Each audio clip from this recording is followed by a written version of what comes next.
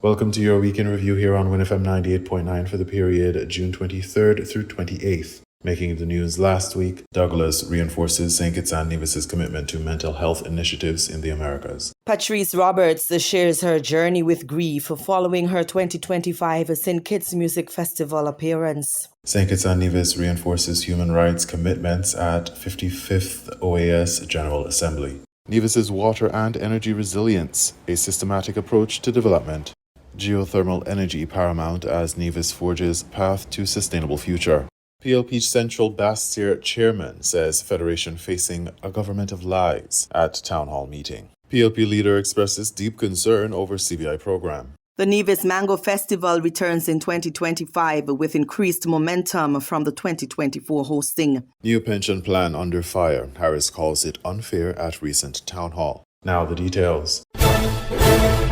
The critical issue of mental health in the Americas has once again taken center stage with a strong call for intensified focus and decisive action. On Wednesday, June 25th, the Right Honorable Dr. Denzel Douglas, Minister of Foreign Affairs for St. Kitts and Nevis, reiterated his nation's unwavering support for regional efforts to bolster mental health systems. The endorsement was made during a high-level event co-hosted by Antigua and Barbuda and the Pan American Health Organization, which was convened on the sidelines of the 55th Organization of American States meeting. This event served as a pivotal platform to galvanize coordinated regional initiatives aimed at improving mental health outcomes and ensuring the Americas' collective voice has a significant influence on the global mental health agenda. The recognition of mental health as a fundamental human right, essential for personal development and socioeconomic progress, underpins these discussions. So I just want to endorse so far what I have heard with regard to the commitment that is being made in this very important session of the OAS General Assembly, the commitment to deal with the challenge of mental health disorders here in the Americas. In fact, at one time, I've had the opportunity to serve as a medical doctor, and I can attest to not only the breadth of conditions that fall within the broad spectrum of mental illness, but being alarmed so many years ago at the emergence of so many young people within or with this particular challenge. Of course, many of which today that we are seeing in St. Kitts and Nevis are related to substance abuse. And to a large extent, we would not have had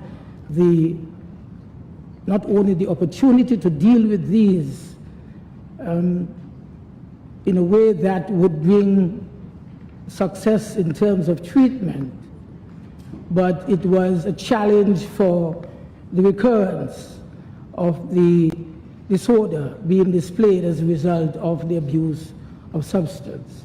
PAHO, an international public health agency with over a century of experience, has consistently supported countries in the Americas to enhance health and living standards. As the regional office for the Americas of the World Health Organization, WHO, PAHO plays a crucial role in technical cooperation, strengthening health systems, and responding to health emergencies. Their commitment extends to developing and implementing programs that promote and prevent mental health issues. St. Kitts and Nevis has demonstrated its commitment through concrete actions. The nation recently launched the Mental Health Service Systems Enhancement Project, a significant 3-year initiative valued at over $1 million.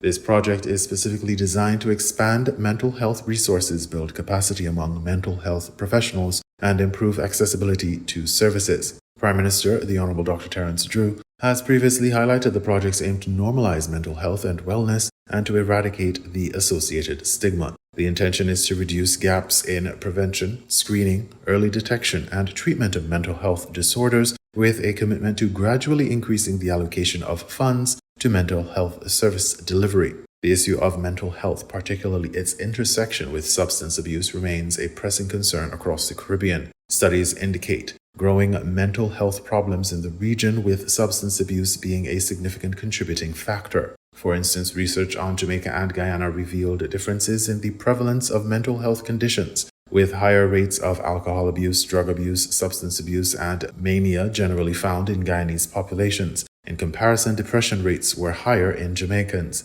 These challenges highlight the critical need for robust prevention programs and accessible treatment, acknowledging that social and economic factors play a substantial role in individuals' mental health status. In addressing the pervasive link between substance abuse and mental health, Dr. Douglas affirmed St. Kitts and Nevis' ongoing collaboration with the National Council on Drug Abuse Prevention. This partnership is crucial for implementing comprehensive evidence-based programs that specifically target children and adolescents aged 3 to 17. These programs aim to equip young people with essential life skills, effective coping mechanisms, and vital education on preventing substance misuse. The National Council on Drug Abuse Prevention is dedicated to coordinating anti-drug activities, including prevention, abatement, and rehabilitation. The broader Caribbean community faces significant challenges, including mental health stigma, which often prevents individuals from seeking necessary care. Efforts to combat this stigma involve education campaigns,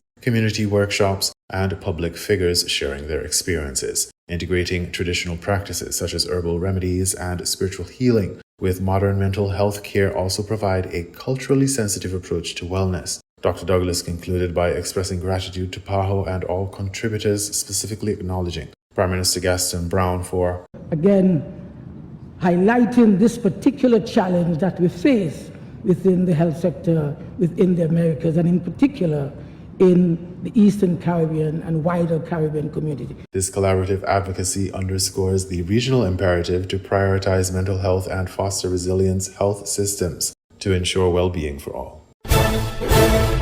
Losing a loved one is something that no person is ever fully prepared for. In the case of Patrice Patsy Roberts, the loss of her fiancé, soca singer Ricardo Drew, came unexpectedly, causing her much grief. Drew, 38, died on December 12, 2023 at the Sir Lester Bird Medical Center in his hometown of Antigua after he was found unresponsive. While people have recalled different versions of the Drew story, for Patrice Roberts, her story is an intimate relationship with Drew on and off the stage that she continues to hold dear. However, since his passing, Patrice views her onstage performances as a therapy to deal with her loss. I'll be totally honest, sometimes I'm not okay because grief is a lifetime.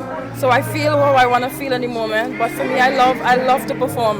So I think even performing on stage is a therapy for me. So whenever I'm on stage, everything is forgotten. Patrice and Drew performed for the last time together on a St. Kitts Music Festival stage in 2023. Just a few years later, Patsy is back, but alone, describing her return as an emotional one. I felt so emotional because I just told the last interviewer that last 2 years I was here with my fiancé on stage, and it felt so different, so foreign.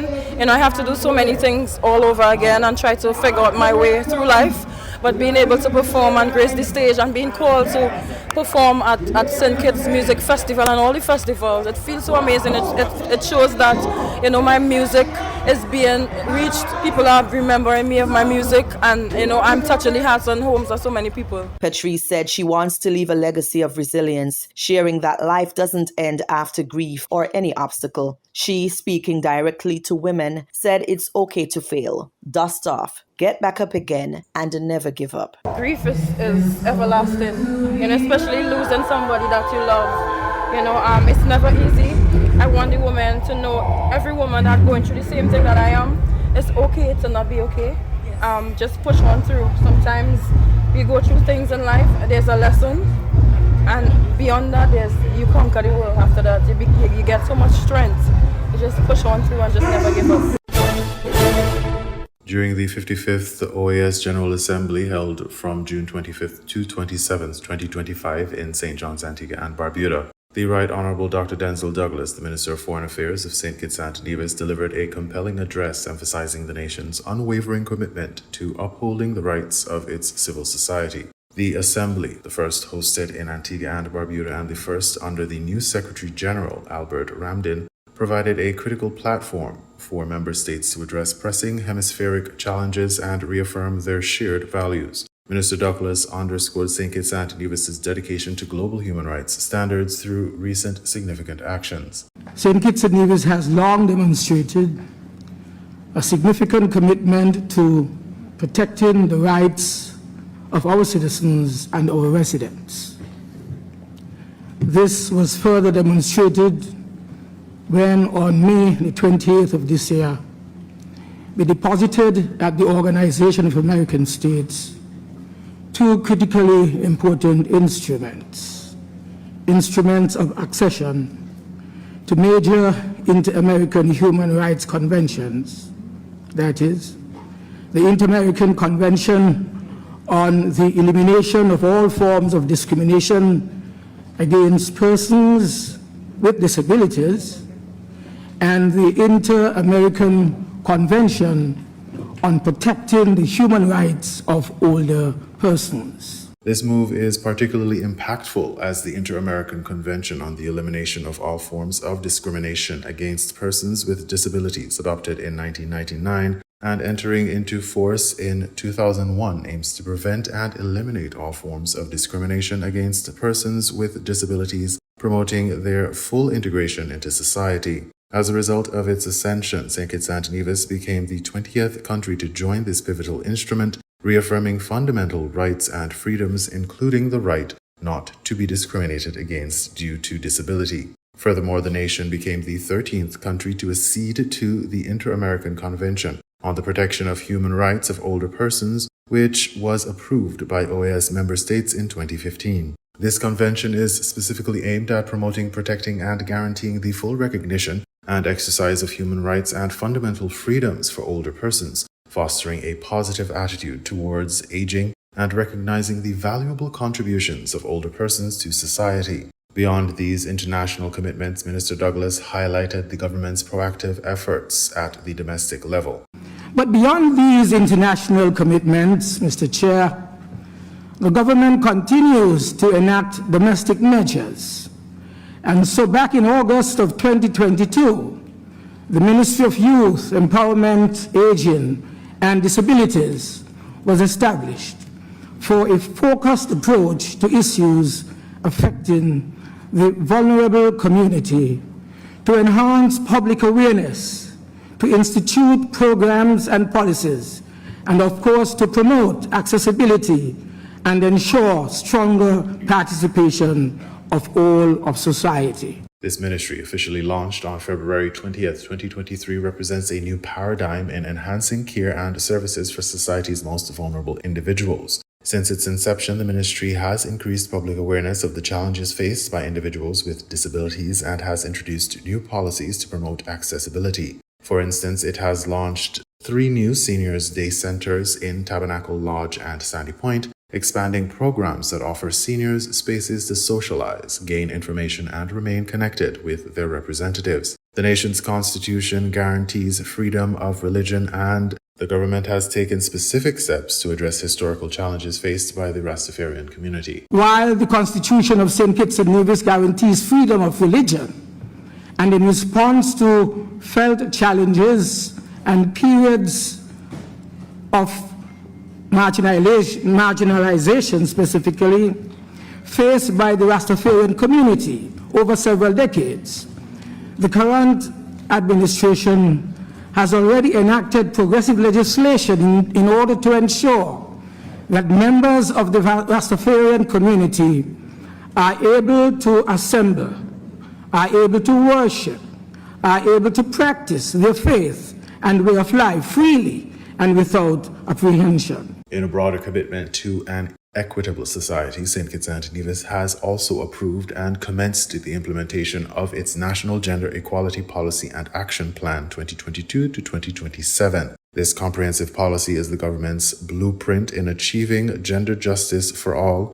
encompassing targets and actions across 10 policy domains, including culture, family, religion, mass media, agriculture, climate change, decent work, education, and the elimination of gender-based violence and discrimination. Additionally, Mr. Chair, St. Kitts and Nevis has approved and commenced the implementation of the National General Equality Policy and Action Plan.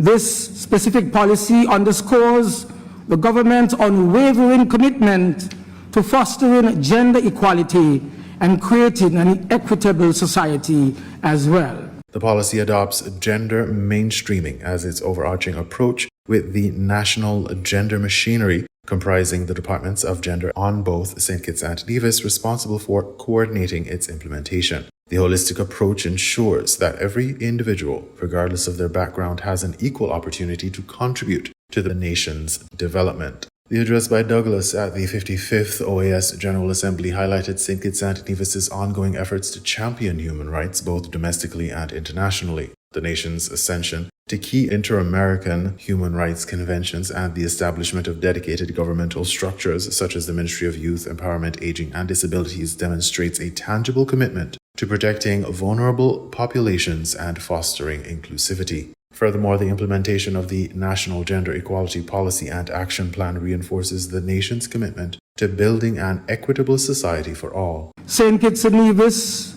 remains resolute.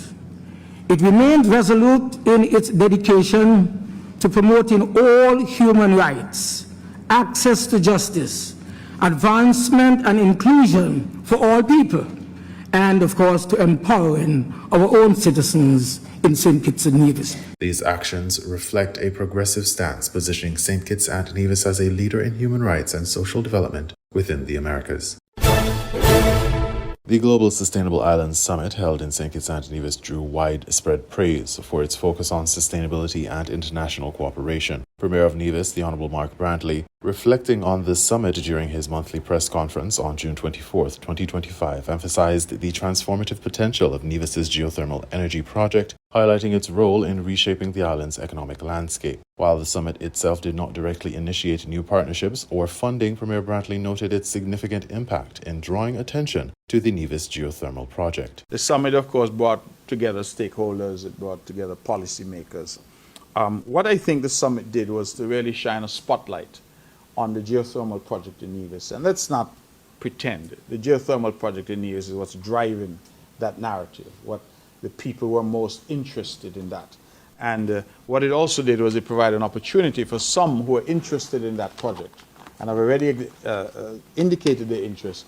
It provided an opportunity for them to visit and to visit the sites that we are looking at developing geothermal. So we have some of the companies that we hope will bid for the geothermal project, drilling phase, who are here physically, some at the level of their vice president, to look at the site and to make a determination as to how they move forward. Premier Brantley articulated a bold vision for Nevis, aiming to transition from an overdependence on citizenship by investment and tourism to an energy-based economy. This ambition aligns with the broader Sustainable Island State agenda of St. Kitts and Nevis, a framework designed to guide the nation towards a sustainable future by 2040. Unlike traditional energy-rich nations, Nevis's focus is squarely on renewable energy, leveraging its substantial geothermal potential. Scientists indicate that Nevis alone could generate significantly more electricity than its current consumption, with estimates suggesting that up to 1,000 megawatts of power could be available through geothermal sources. In comparison, the entire Federation's peak consumption is only about 50 megawatts. And so we are being told that we have some estimates up to 1,000 megawatts, 1 gigawatt of power available through geothermal. And our peak consumption at this point for the entire St. Kitts and Nevis is still only about 50 or so megawatts. So the truth is we'll have a tremendous amount of excess power. And we then start to talk about new industry, power to X, large data centers, green ammonia, green hydrogen, exporting that power to neighboring islands. We have a number of opportunities there. The International Maritime Organization's push for renewable energies in the shipping industry also presents a significant opportunity for Nevis. Even in terms of ships, now, as the IMO, the International Maritime Organization, forces the shipping industry to transform, because they, of course, are big polluters, and to say to them that they must now use more of renewable energies in the mix, that Nevis again will play a significant role. The Premier underscored the critical partnership with the federal government, particularly the personal involvement of Prime Minister the Honourable Dr. Terence Drew, as instrumental in securing vital financing. We have only gotten to where we've gotten because of the personal involvement of Prime Minister Drew, and he and I met during the first week of his becoming Prime Minister, and we committed to this project. This commitment has already yielded substantial financial support, including a $17 million loan from the Caribbean Development Bank and a $20 million concessionary loan from the Saudi Fund for Development. These funds are crucial for the drilling phase of the project. Furthermore, the Green Climate Fund, GCF, which manages over $15 billion in climate funds, is also involved, with its head, Mafalda Duarte, having recently visited the island. The GCF has pledged additional funding, which is anticipated to help bring the project over the line. The CDB has been a significant supporter of geothermal development in the region through its GeoSmart initiative, aiding countries such as Dominica, Grenada, and St. Vincent and the Grenadines, as well as St. Kitts and Nevis. In a critical update, Premier Brantley announced that bids for the geothermal drilling phase are now expected to be opened by June 30th. This follows previous delays, including a round in February 2025 where bids were non-responsive, and a subsequent delay from May to June to accommodate potential bidders who wished to visit the site during the Global Sustainable Islands Summit. And I'm hopeful that by the next press conference I can make an announcement that the bids have been received and have been opened. And so for me, we're making real progress. This development marks a significant step towards realizing the long-awaited commencement of the drilling process. The political landscape of St. Kitts and Nevis finds itself at a critical juncture, marked by growing discontent and accusations of governmental misdirection. In a recent town hall meeting in Central Bastia, Damian Lawrence, chairman of the People's Labour Party, PLP Central Bastia branch, delivered a scathing indictment of the current administration. His address highlighted a perceived failure to deliver on key promises, casting a shadow over the nation's progress. Lawrence minced no words in his assessment of the Drew-led government.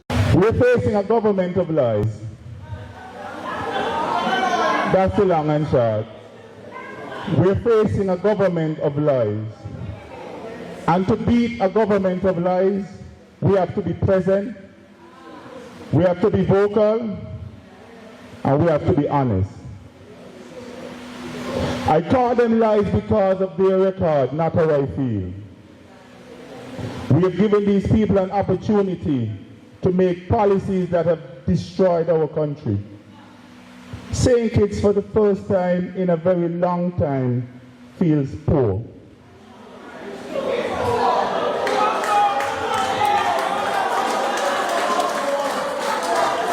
St. Kitts, for the first time in a very long time, feels lost.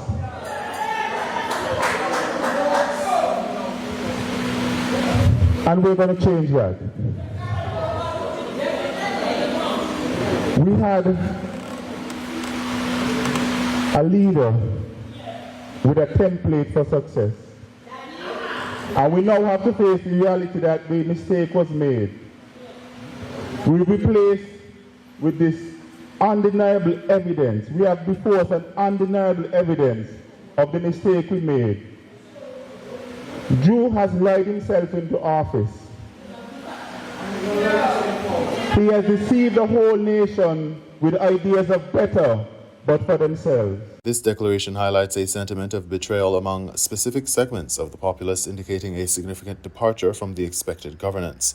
The chairman proceeded to itemize a series of alleged broken promises, each presenting a point of contention for the current administration. These include the unfulfilled commitment to a national parental leave survey, the abandonment of an expanded poverty alleviation program, the non-implementation of housing allowances for frontline workers. Furthermore, Lawrence pointed to the lack of progress on a dedicated facility for special needs and autism services, the undelivered $1,000 electricity credit for households, and the ambitious yet seemingly unrealized goal of constructing 2,000 homes in the government's first term. Perhaps most acutely felt daily by citizens are the claims of persistent struggles with reduced electricity costs and consistent 24/7 access to water. Despite the severe criticism leveled by the current administration, Lawrence's address also contained a message of hope and a call to action for the PLP. He emphasized that the party is not merely focused on critique but on offering a constructive path forward. Referencing the working template for success provided by the former Prime Minister Dr. Timothy Harris, Lawrence affirmed the PLP's commitment to rebuilding the nation. The party is actively engaging communities to formalize a new manifesto grounded in the lived experiences of citizens, aiming to make St. Kitts and Nevis a place of pride where policies are anchored on. Leader of the People's Labour Party, PLP, and former Prime Minister of St. Kitts and Nevis, the Honourable Dr. Timothy Harris, has articulated profound concerns regarding the Citizenship by Investment (CBI) program and the broader economic direction of the nation. Speaking at the PLP Town Hall meeting in West Bastille on June 18th, Dr. Harris delivered a sharp critique of the current administration's handling of these critical issues. The PLP leader did not hold back in his assessment of the present government, lamenting what he perceived as a lack of truthfulness and competence. Now the honeymoon is over. The emptiness, the pettiness of the leader is showing up, but most importantly is his incompetence and his inability to tell the truth. Every time he talks, he tells a lie. And every time he talks, it's about Timothy. Man, you said you could do the job. You said you were ready for it. Get on with the damn job. I don't tell him, stop take me and make it toothpaste. Speak to the future development of the country. Every government inherits, good and bad. You have to make it work. When we went in, for example, we met a CBI program tarnished. The United States government in May of 2014 sanctioned our citizenship program. By November 2014, Canadian government sanctioned the citizenship program. In fact, they took away our visa-free access to Canada. Many of our people got caught in the USA waiting to get on to Canada. Couldn't get through to Canada because the visa-free access had ended. Caught so many of us by surprise. We took that particular program, damaged, as it were, to the bottom now of the CBI ladder.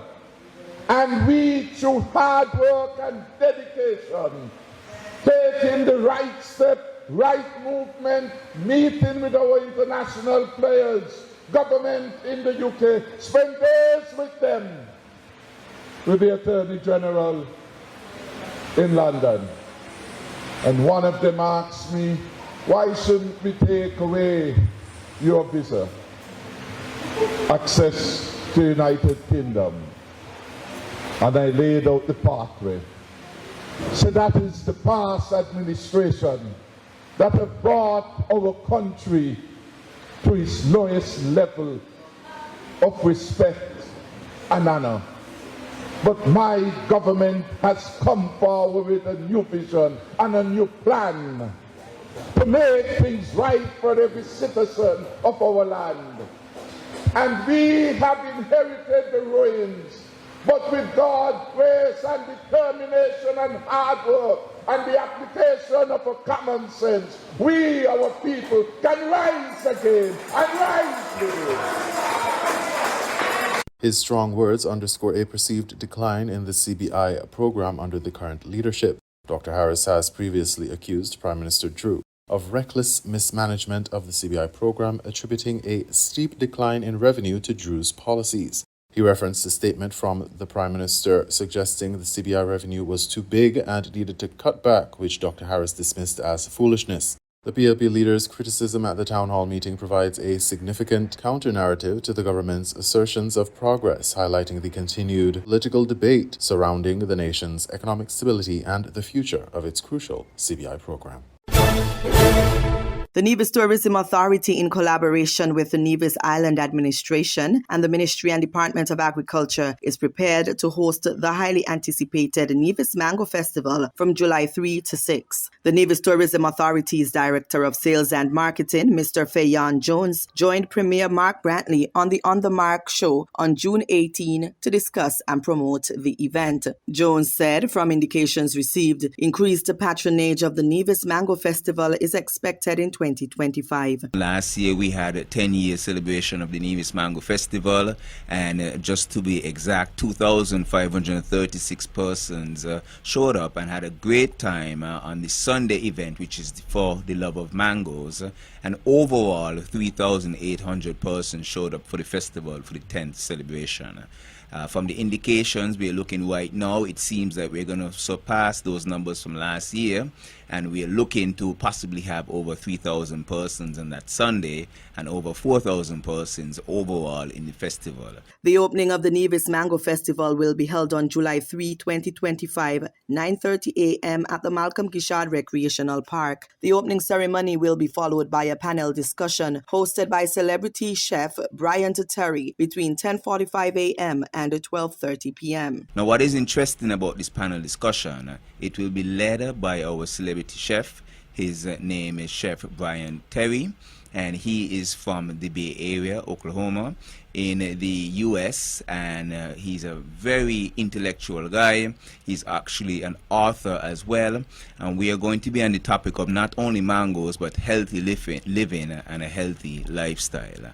I know that my fellow Nevisians and Kittitians are very accustomed to eating from the land and eating very healthy. So we're not just jumping on a wagon, we've been on this course. So it's just more promoting and reminding us that eating from the earth is a good way to go, and it keeps us healthy and essentially keeps us going. On Friday, July 4, the day will be spent at Ubrenta, an establishment by the old Sea Bridge. It will kick off with a masterclass headed by Chef Brian Terry. Though already sold out, Jones encouraged the people to attend the masterclass and take a taste of the prepared dishes. Immediately following the masterclass, the popular family-friendly event Mango Mania will get underway at Ubrenta. Jones shared the trick to remember when stoning mangoes. The cost to get into Ubrenta is EC $10. At 12:30, we will have the Mango Mania.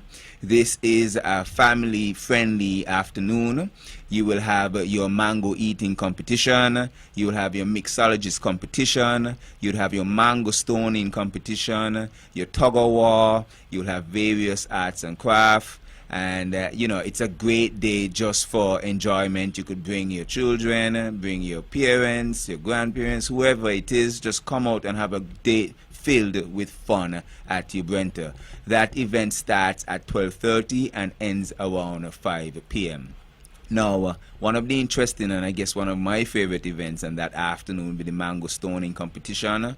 It gives me the opportunity to see who has grown up inside or outside. So, yes, I'll be there taking my notes, but I encourage you to come out and give it a shot. We know the trick to it is to hit the stem and not the mango, as you don't want to damage the fruit. At 7 p.m. on July 4, there will be a mango bar crawl at Pinnis Beach, Nevis. Patrons will have an opportunity to purchase mango-infused cocktails at a cost of EC $15. We will be having the mango crawl, as we say locally, the mango walk, because of the proximity of the bars. They're very close, and all of the bars will be participating. They will be having their various mango-infused cocktails. The price point is only $15, 15 EC dollars for the drinks that you're purchasing at the various bars.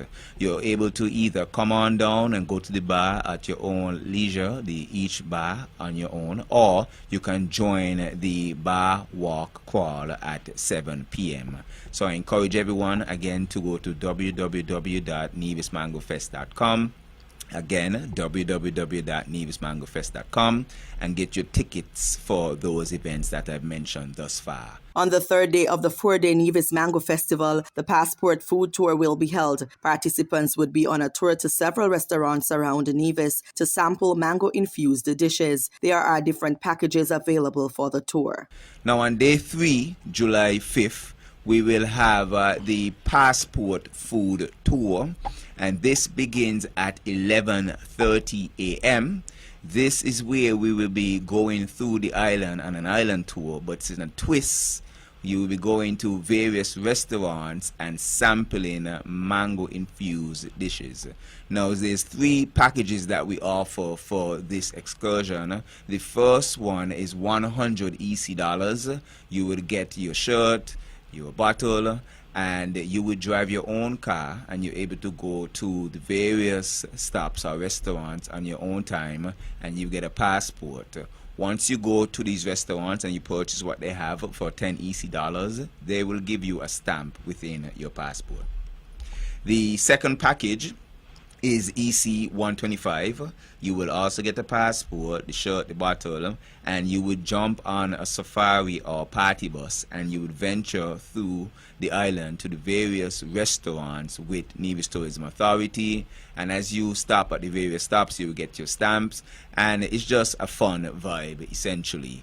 And the third package is $175, and all these prices are EC. And the $175 includes the boat fare, so that's coming to Nevis and returning back to St. Kitts. You will also get the party bus or the safari and the paraphernalia, as I mentioned previously. For the love of mangoes, the biggest event of the Nevis Mango Festival was scheduled for July 6 at the Malcolm Gishard Recreational Park on the lawn. Scores of chefs will be present to market their mango-infused prepared dishes. The event will also include a cooking competition, kids entertainment, and a cultural explosion showcasing local folklore and talent. We have over 50 chefs preparing various mango-infused samples. You would have your fish, your chicken, your seafood boil. I heard someone say mango chewing gum. I'm not certain of all of the dishes that's going to be there, but I know it's going to be something to behold. It is a lot of samples, a lot of good times. You're going to have a folklore there during the day, so you get to see your masquerade, your makajumbi. We're also having the kids zone again return, face painting. The headliners for the Mango concert are Denise Gordon, Abena Amory, Kenny Easy Warner, Greenhouse Band, Garlic and the Upper Level Band, and Mark and the Ivy Band, alongside multiple DJs. VIP will return in 2025, provided by Carambola at EC $450. The VIP package also includes 5 tickets for the grounds. Children ages 6 to 11 are allowed 3 samples at $30. Children 5 and under are free. There is a Limers package for persons who do not want to partake in the samples, which costs $50 EC. For the sample tickets, 5 samples, EC $90. 10 samples, EC $115, and 15 samples, EC $135. The recently passed Pensions Amendment Bill 2025, intended to introduce a contributory pension plan for government auxiliary employees, GAEs, and other civil servants, has drawn sharp criticism from the Honorable Dr. Timothy Harris, leader of the People's Labour Party. Dr. Harris, who previously served as Prime Minister from 2015 to 2022, leading the Team Unity coalition, has publicly stated that this new pension plan is not for the people, it's for the political elite. During a recent town hall meeting, the former Prime Minister suggested that ordinary workers are being asked to give more and get less, while top officials walk away with padded benefits. One of the speakers before me, and I'm wrapping up now, spoke to the whole issue of unfairness in the civil service. Nowhere is it more demonstrated than in the new pension plan. Imagine under this new plan, which they want to force down the throat of the civil servants, require them to work 40 years before they can qualify for maximum pension. Under the existing one, you could go 29 years and 11 months, and you get your benefits and go at 55. So here now you have to sweat, work hard under this government that doesn't treat its workers right, that people who have political power want to embarrass those on the low ranks. You have to stand up to them. Now you have to pay 3% of your salary for pension.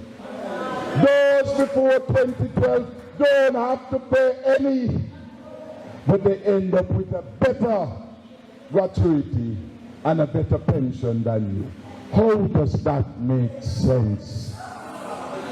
The government is taking you backwards. You have a chance to rescue yourself from this dilemma. Vote for the PLP candidate in every constituency. We want a clean sweep so that we can quickly correct the injustices, fix up your pension, and put you in a better position.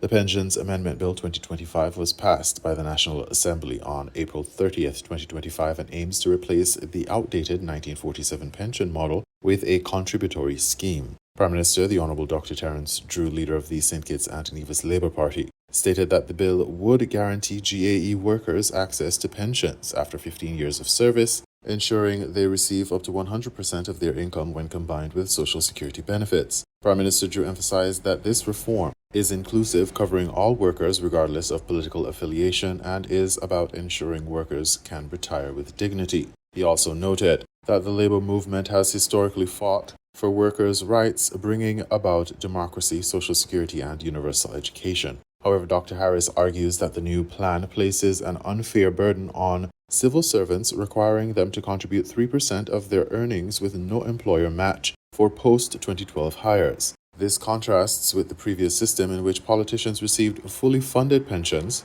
without making personal contributions. You are listening to the Week in Review here on WINN FM 98.9. Thank you for listening and have a productive week.